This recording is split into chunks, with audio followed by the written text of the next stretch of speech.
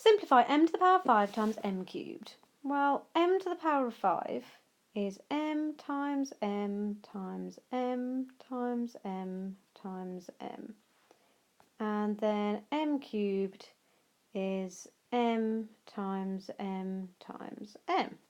So effectively altogether we've got 1, 2, 3, 4, 5, 6, 7, 8 m's, m to the power of 8. So the quick way of doing that was by adding the powers. Simplify m to the power of 8 divided by m squared.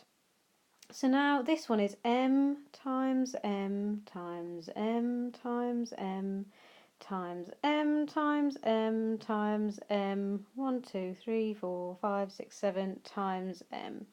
And that's divided by m times m.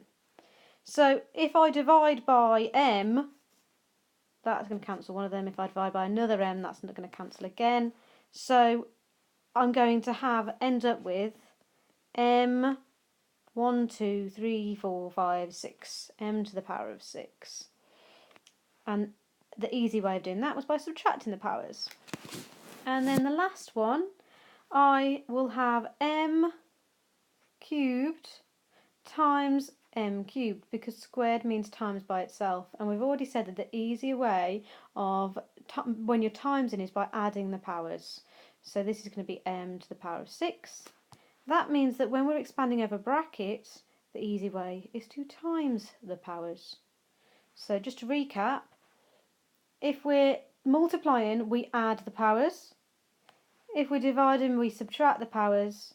And if we're expanding over a bracket, we times the powers.